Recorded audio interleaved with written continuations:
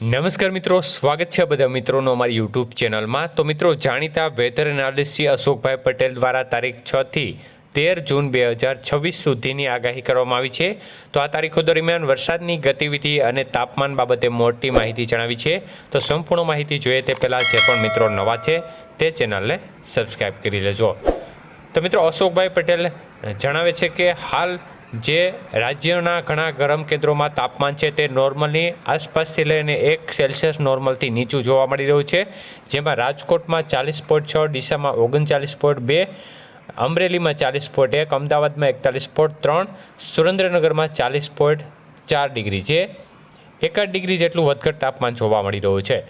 તો મોટાભાગના વિસ્તારોમાં ગુજરાતમાં નોર્મલ તાપમાન આશરે અત્યારે 39.5 થી 40.5 ડિગ્રી જેટલું ગણાય, ત્યારે સુરેન્દ્રનગર અને અમદાવાદનું જે નોર્મલ તાપમાન છે તે 41 સેલ્સિયસ જેટલું ગણાય। તો આ પ્રકારની અત્યારે સ્થિતિ જોવા મળી રહી છે। ત્યારે દક્ષિણ પશ્ચિમ ચોમાસા બાબતે આઈએમડીની જે લેટેસ્ટ બુલેટિન છે તે મુજબ ચોમાસું છે તે હવે મહારાષ્ટ્રના ભાગો સુધી એન્ટર કરી ગયું છે।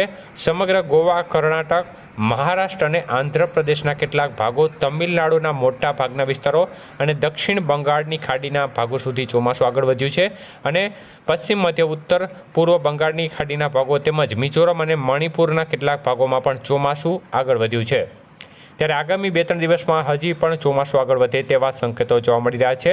ત્યારે ખાસ કરીને એક મોસમી ટ્રફ છે તે સુરતગઢ, રોહતક, રીવા, રાંચી અને કેનિંગમાંથી પસાર થઈને દક્ષિણ પૂર્વ દિશામાં ઉત્તર પૂર્વ બંગાળની ખાડી સુધી વિસ્તરી રહ્યો છે।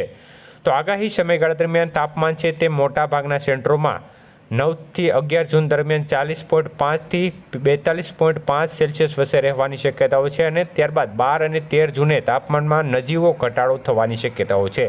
પવનો વિશે અશોકભાઈ પટેલ વાત કરતા જણાવે છે કે આગાહીના સમયગાળા દરમિયાન પવન છે તે મુખ્યત્વે દક્ષિણ પશ્ચિમ દિશાના રહેશે। પવનની ઝડપ 10 કિલોમીટરથી લઈને 35 કિલોમીટર પ્રતિ કલાકની રહેશે।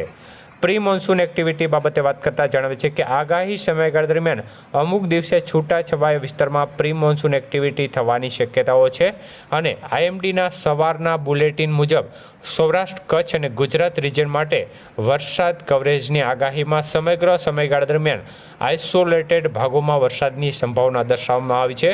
આઇસોલેટેડનો અર્થ એ થાય છે કે 1 થી 25% વિસ્તારમાં વરસાદની પ્રવૃત્તિ થઈ શકે છે। તો આ અંગે તેઓ વધુમાં જણાવે છે કે સૌરાષ્ટ્ર અને કચ્છના માત્ર 1% વિસ્તાર, તે જ રીતે ગુજરાત પ્રદેશના 1% વિસ્તારમાં વરસાદ થાય તો આ ઉપરોક્ત આગાહી છે તે માન્ય ગણાય, એટલે છૂટાછવાયા ભાગોમાં ક્યાંક વરસાદની ગતિવિધિ જોવા મળી શકે છે।